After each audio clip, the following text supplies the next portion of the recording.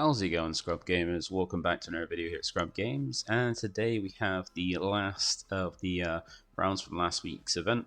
Yeah, well, Webcam Locals being the last round, and you'll see that it wasn't me on screen playing because unfortunately I was pretty unfortunate for my two rounds. So I ended up having the bye for last one because we did have an odd number of players, and because I lost both my first two games, I had the bye, so I had to just sit around and watch other people's games, which isn't great, but it's what it is. So for today we have Josh on Han, and we have Tom on Tarkin. So I think Tom had the initiative, so he went out and just basically played out a Death Stormtrooper, get out a value like a very decent unit for one resource, which allows him then to use Tarkin's effect to then like tap one and give it an experience token as well. Well, on Josh's side for his basic turn, it was to use Hand's effect to kind of ramp, like reduce his hand to ramp an energy temporary for the turn, and then play out the Falcon, so that way he's got a unit he can attack with straight away and just swing straight to base for free. So then, after going through, going to the second round, Tom having initiative and decides just to go for his first action to just swing in with his Death Stormtrooper, who's now a 4-2. And Josh comes in with just the, I can't remember what it's called now, I say it's right there, isn't it? Fleet Lieutenant to come in and basically get a swing straight in with the Millennium Falcon for never free. And it's only free because, as you can see from the Fleet Lieutenant, when played you can attack with a unit. If it's a Rebel unit, it gets an extra 2 power for that attack. But since the Millennium Falcon is not a Rebel, he won't get the power boost, so it just swings it for free. So Tom goes ahead and plays a first Snowtrooper to get basically go ahead and get another unit on the board, and then uses Tarkin to give it a boost in power, just to give like the spread evenly of the power. It's a pretty smart move. Just basically give a even number, like you don't want to put all your eggs in one basket. So he puts another mark on Stormtrooper. That Fleet Lieutenant can just swing to it, kill it. Even though it's 5 power, it's then got 3 health, and just take it out. So basically putting your eggs in one basket and losing it. And I think since Tom just basically played out the unit and then straight away after that put the token on, I imagine Josh took the initiative. And so Josh has the first turn. He's going to tap 1 energy to keep the Falcon around. Not going to bother bounce it back to hand, just on board. So we're going to, but because he didn't ramp the previous turn, he's not going to be able to like sack off, like tap the energy and sack it off. So you do first action is to crash his Stormtrooper, his Fleet Lieutenant, straight into the Stormtrooper because it's only got 2 health, but it's 4 power. So taking out the biggest thing on the board currently for him, just to reduce that damage taken base. So first thing Tom does with his action straight after is just put another power boost on another experience on his First Legion Snowtrooper, so it's a little bit stronger. So now it's a 4-3, and Josh just goes ahead and swings with Falcon while he's got the chance to, just get some more damage. So currently Tom has just 9 damage on base, I think. So I should have some 9 damage on base from the basically just the 3 Falcon swings, and then Tom just goes in and swings 4 to base with the First Legion Snowtrooper. So currently, like trading damage for damage, and Josh puts out a Ezra, being a very nice unit as well. Is a pretty strong one because just like Falcon's got the same kind of stats for its cost, but has a really nice effect, and also actually the Rebels will get the benefit of like a Fleet Lieutenant, and then allows him to have a nice effect where he can, when he attacks, if he attacks and survives the attack, you can look at the top card of your deck and either keep it there, play it if you've got the resources, or discard it. But then Tom just chucks down a self-lock guard, so if he does want to swing, he's not going to be swing at base, because I think Tom's only got like 16 health left on his base, because he's playing Tarkin Town. Tarkin's hometown little base they set up on Lowfall, and he's got the disadvantage of like 5 health left on his base, well 5 less on his base, but at least the self-lock guard is going to take away the hit to a different unit, and also put some damage on Ezra. So Ezra's going to have to, for the first swing for Josh, Ezra swings in, but he's going to take that 3 damage. He does survive because he's got 4 health, but then he's susceptible to being just taken out by Tarkin Town. And Josh sees on top of his deck as a bean and decides to just discard it rather than playing it or keep it there. So quite interesting, he just kept it there because if he does deploy Han this turn, because he can deploy Han this turn, he can technically ramp and then deploy Han. He can basically put that into the resource from when Han swings, because Han has to put a resource down. And for Tom's first action, he does a pretty smart play of playing a Traitorous, to just basically steal Josh's Millennium Falcon. because what Traitors allows you to do is just, it's got quite a hefty upgrade at 5 cost, but adds no additional boost to stats because it's just a stealing upgrade. It allows you to take any unit, any non-leader unit your opponent controls that costs 3 or less. Well, you attach it to any of your unit, and then you take control of that unit, but only if it's a 3 or less. So you can attach it to anything, but you won't get benefit unless it's 3 or less to basically take control of it. So it takes the Falcon. So he's now got a space unit, so that Falcon's no longer going to be just constantly swinging at his base. And he's got like a space unit play now, but also like he's got something on both arenas, whereas Josh now just lost a space unit. But Josh still has four resources to like make use of and play out some stuff with. And also remember, like I said, he can deploy hand this turn, if he uses the ramp, he can drop it out because hand deploys at 6. And you can always get that done, but Josh is then going to use Whaler to bounce back a unit. But rather than bouncing back his Millennium Falcon back to his hand to get it back for the space race, because currently Tom's not really seeing any space units, he decides to go and bounce back the boosted Trooper, which does make sense because it's quite a strong one. But then he's also got the ability to just like swing damage into it. But I guess it's better to take off the thing that just keeps getting boosted or can get boosted by Tarkin, because I think as well this turn Tarkin can be deployed. So he could have if he didn't bounce that card back to hand, Tom could always deploy Tarkin, swing with it, increase it even further, because when Tarkin swings when he's deployed, he puts the experience token on a Imperial unit, which of course that unit was. So I'll boost him up to even then 5/6, which would be even harder.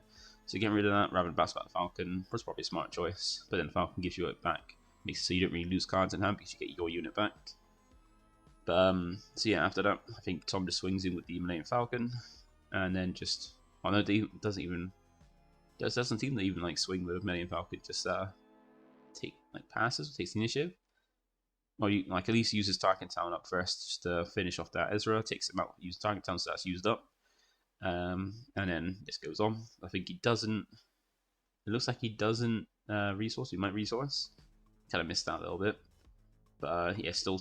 But he makes sure to like tap to keep Falcon about, because if he does bounce back Falcon back to hand, he gives it back to Josh, and you don't really want to do that. You don't really want to bounce it back.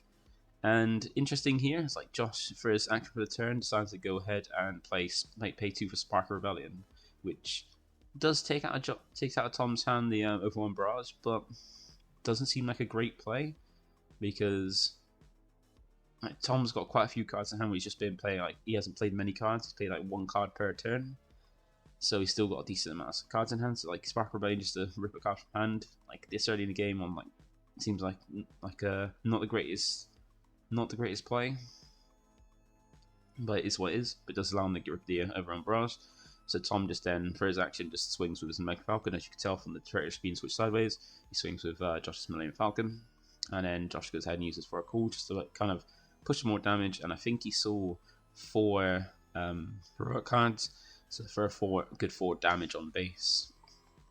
So that means if he's taken the 3 swings from Millennium Falcon and then 4 from that, means he's taken 13 damage. He's got 12 left on base, and then Tom shuts down the First Legion Snowtrooper, and then Josh deploys. So deploying here is not the most useful for a hand because you're getting hand out, but then you're not going to really be able to ramp to actually play something because you use up most of your resources playing like the 2 cards, the 4 calls and Spark Rebellion. So not a great time to deploy. But he needs to get some like damage out and like just pushing damage because he hasn't really doing too much. And gets a swing in, takes out his First Legion Snowtrooper with Han, taking damage back. So now Han has only got 3 health left, and then Tom decides to deploy his leader now as well, and puts out a unit to basically make use of Grand Moff Tarkin. Because currently, with just Tarkin on the board, he hasn't got much use of his ability because he needs to give a boost to a Never Imperial. As you see, he gives a put on his unit, wants to then put on Millennium Falcon before remembering that it's only on Imperial unit. But Snowtrooper Lieutenant's quite nice. That allows you to push damage, because I think Tarkin is just a 2 power, so not the strongest. So he has to put the Snow Lieutenant to allow Tarkin to take out Han. So now Josh has made you lost his leader now, so no more deploying of leader. And so as you can now we got Snow Trooper Lieutenant on board. That was normally a 2/2, but now it's a 3/3. And Tarkin, Tarkin's only got 4 damage on it, so he's only got 3 health left. So currently, Tom has a field of Millennium Falcon in the space arena, and then his leader Tarkin with 3 damage on it, and a Snowtrooper Lieutenant with 1 experience on it, being a 3/3. While Josh has nothing on board and has lost his leader, but at least Tom has used up his base as well. So currently we can see that Josh has 11 damage to base and 19 health left, whereas Tom still has, if we worked it out, still has 12 health on his base. We should still have 12 health on his base. I can't remember if during the game they thought they still had the +2 from the Falcon with the Fleet Lieutenant, but yeah, so there's not much to go through. So Josh goes ahead and boosts the hand a little bit. Surprised he didn't just use the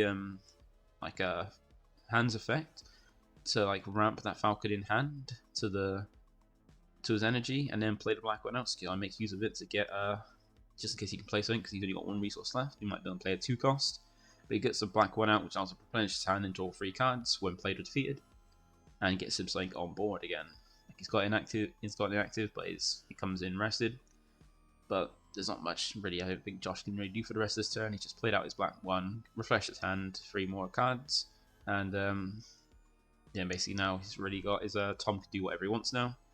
So he's got a swing of Millennium Falcon, he's got Tarkin, and also he can boost up his units, so he can do quite a bit of damage this turn. Because if we go 3 from Millennium Falcon, you can get 2 from Tarkin. And if you do Tarkin before the Snowtrooper, you can technically get an extra 4 from that. So I think that's 9 damage you can swing to base. So yeah, like 2 from Tarkin, 3 from Falcon, and then 4 from the Snowtrooper. Plus he's also got I think 4 resources to play something else as well. So he's got more. Well, no, 5 resources. Sorry.